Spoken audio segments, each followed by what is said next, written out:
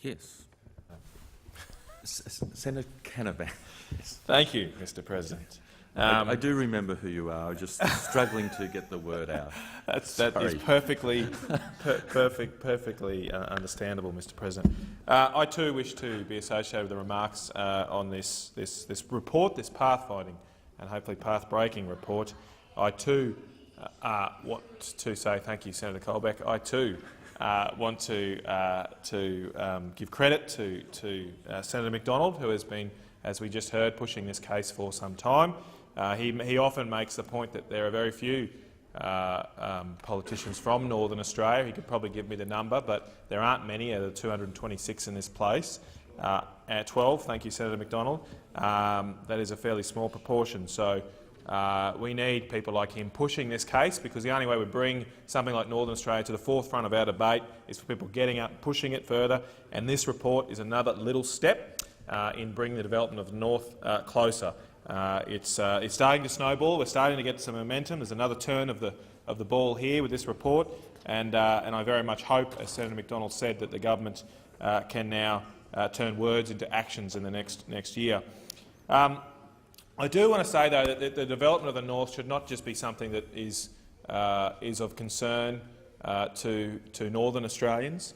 It is a national priority. It is something we should all be behind, because too many Australians live in just our capital cities. About 60% of our population lives in our top 5 cities.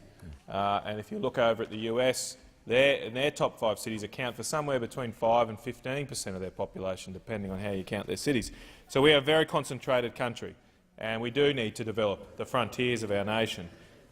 Indeed, we only have 16 cities in Australia that have more than 100,000 people, and the 3 youngest of these cities, the 3 youngest towns, 3 of the 5 youngest towns, I should say, are in Northern Australia: Cairns, Darwin and Townsville, with 3 of the youngest towns of more than 100,000 people. And they were all formed. It's an interesting fact, they were all founded in the decade between 1865 and 1876. Now, there was something significant about that decade, and I'm thankful that my colleague Senator McKenzie from Victoria is here, because the coincidence there was that was just a few years after the Burke and Wills expedition of 1860 to 1861, which of course originated from her great state in the south of our nation.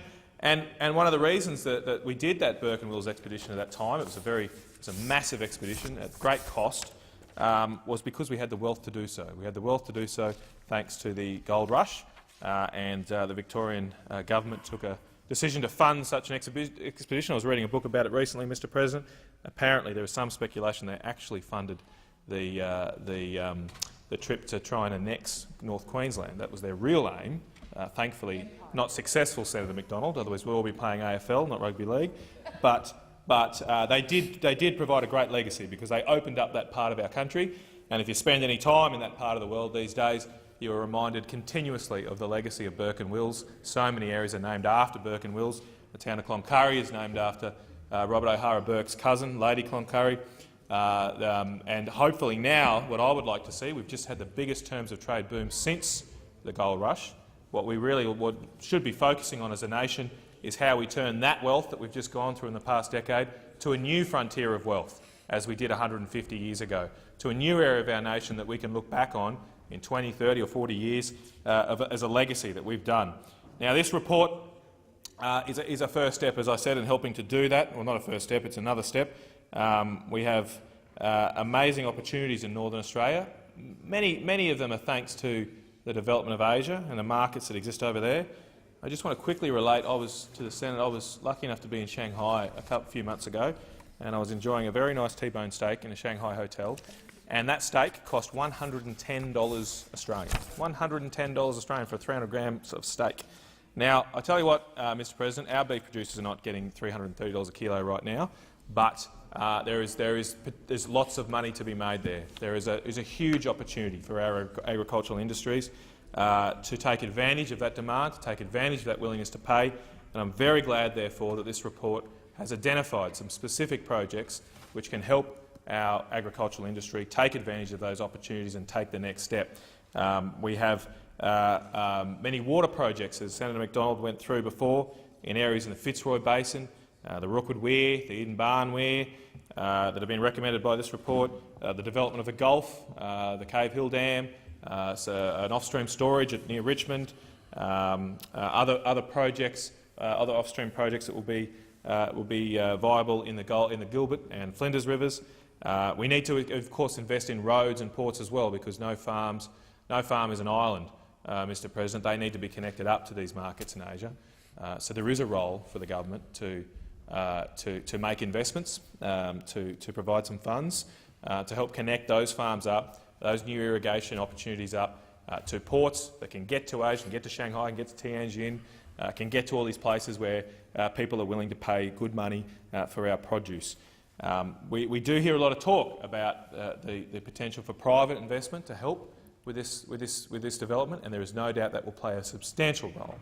But in my view, that needs to be partnered with some public investment as well into the public infrastructure that government should provide, such as roads, such as dams, such as ports. And it's great to see that this inquiry has made such recommendations on all of those areas of infrastructure. I just want to conclude very briefly, so I can leave time for others to have remarks about water in particular. I was fortunate enough when the coalition was opposition to have some role in Senator Joyce's office, or Senator Joyce at the time, Minister Joyce now. Minister Joyce's office developing our approach to dams. And one really important thing I would think we must remember as a nation is that while there is so much water in our north, 60% of our rainfall in our north, we really need to focus on using water where it falls. Water is sometimes it's attractive to think that we can take that water in the north and bring it down here, and bring it to the areas that already have water and develop places that are available. But that would be a mistake, Mr. President, because water is very expensive to transport. It's very heavy, and we don't have a lot of height in our country. So we need to focus on using it where it falls. That's why we should develop Northern Australia. That's why I'm very glad that this report has identified those areas we can develop, and I look forward to seeing the government response through their Green Paper and White Paper, which I'm sure will demonstrate a great and prosperous future for Northern Australia. Thank you, Mr. President.